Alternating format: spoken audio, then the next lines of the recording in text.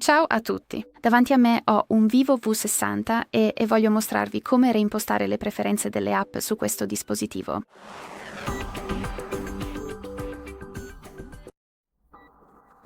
Quindi iniziamo aprendo le impostazioni e qui dobbiamo scorrere verso il basso per trovare la voce app. Tocchiamo.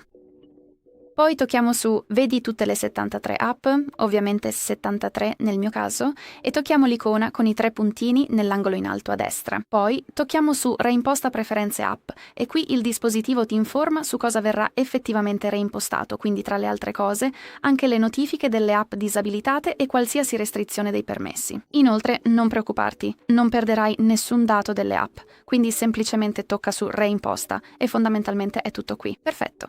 Questo è tutto. Grazie mille per aver guardato. Per favore iscriviti al canale e lascia un like.